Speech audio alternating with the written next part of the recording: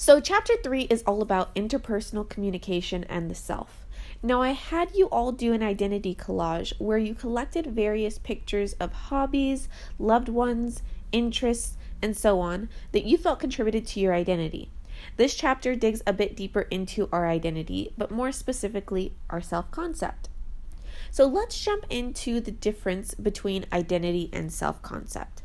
So our identity includes traits and characteristics that define who one is. This is basically our social mask. Then when we are talking about our self-concept, we're now looking at perceptions we hold on ourselves. And as you might think, self-esteem plays a huge role in how we perceive ourselves. For instance, I might identify as an educator. That is a role I play. However, how do I perceive myself as an educator would more so fall under the umbrella of my self-concept.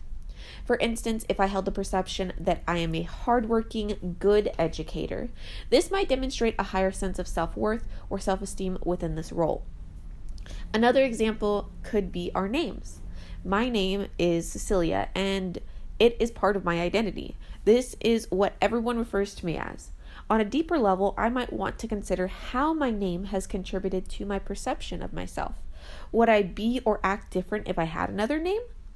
For those of you who have unique names, or perhaps names your instructors have butchered, right? You probably could relate to this one on a different level.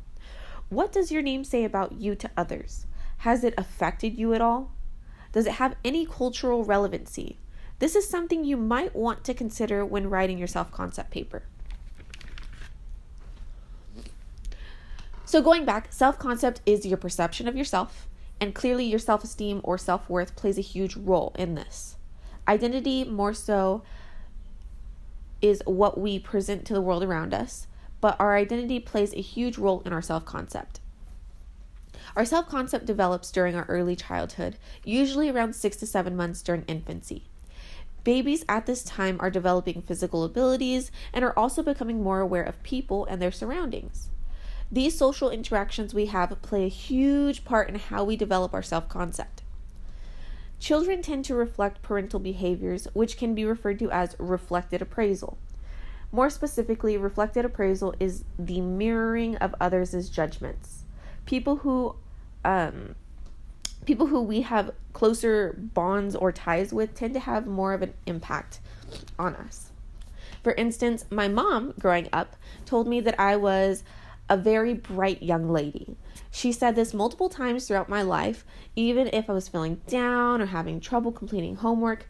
These affirmative words helped me perceive myself to be a bright young lady. And also because of these affirmative messages, I wanted to demonstrate this trait by showing her that I was trying and working hard in school, thus mirroring her perception of me. Moving on, we have this idea of social comparison. Have you ever compared yourself with others? Be honest. I know I have, and I still do. Now, I know when we think about comparing ourselves to others, we tend to associate it to be a negative thing or a bad thing. But I challenge you to think about how it can help you achieve things. For instance, seeing people be successful within a career you aspire to be in might motivate you to work hard so you can get there too. Seeing someone do well on an exam could motivate you to work harder. Now, of course, there are instances when comparing ourselves to others becomes bad or even unhealthy. For instance, growing up, I was extremely self-conscious about my size and my weight. When sitting in a class, I would look at how much or how little space was left over on a seat when a person sat down and compared it to myself.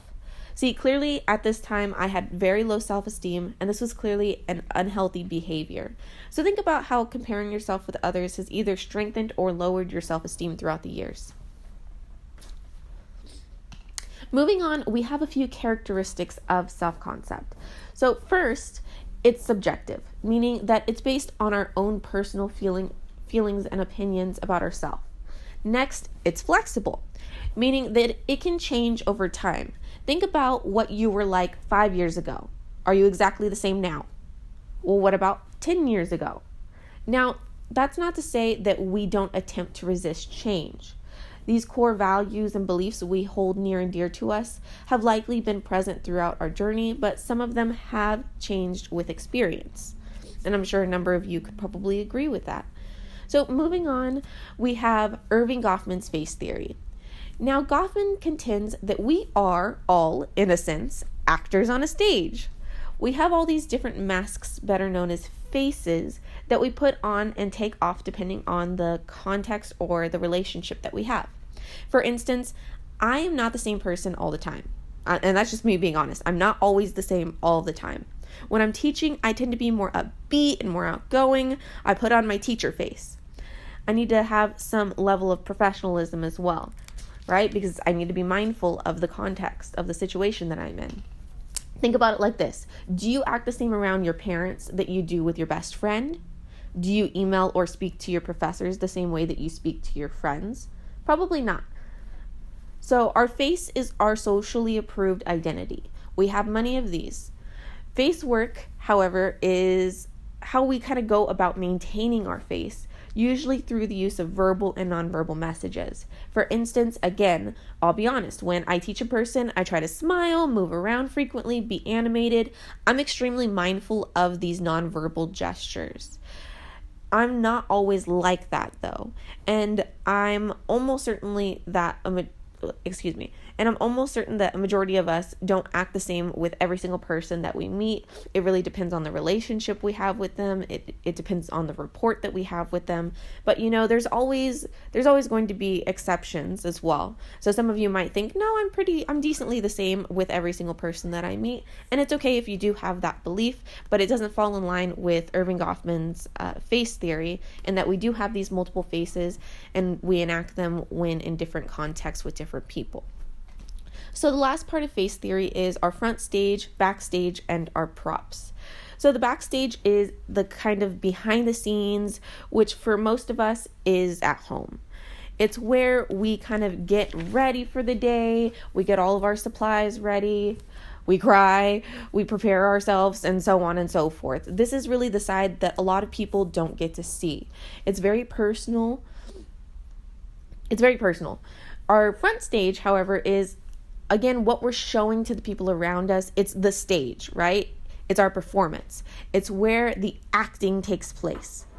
Now, our props are what we use to play our characters. For instance, I have my teacher bag, my teacher costume, and so on.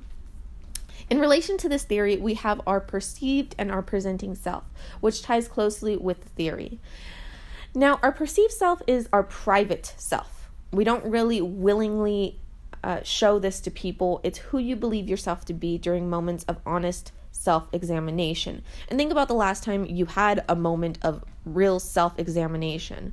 It was probably internally, right? Intrapersonal communication. It was probably something that took place inside your head, right? Or maybe you were able to talk to somebody who's very, very close to you. But this is, again, more so behind the scenes. A lot of people don't get to see your perceived self or the deep components that make you who you are as a person. People don't really get to see your perceived self. Now, our presenting self is that public self again, that we are maintaining, right, to the public around us. This is how we essentially want to appear to other people. So again, our presenting self is our public self. Our perceived self is who we believe ourselves to be in moments of real self-examination. So in our next video, we will continue with chapter 3 and look a little bit more closely at self-fulfilling prophecy, impression management, self-disclosure, and lastly, the social penetration theory. I hope that these videos give you a little bit more of an understanding of the concepts that we're discussing, because I know just reviewing the PowerPoints for some of us, it doesn't cut it. So I'm hoping that these voiceovers and these writings and drawings that I'm doing, it's helping some of you understand the material a little bit better, along with the examples that I'm providing. I'll see you in the next one.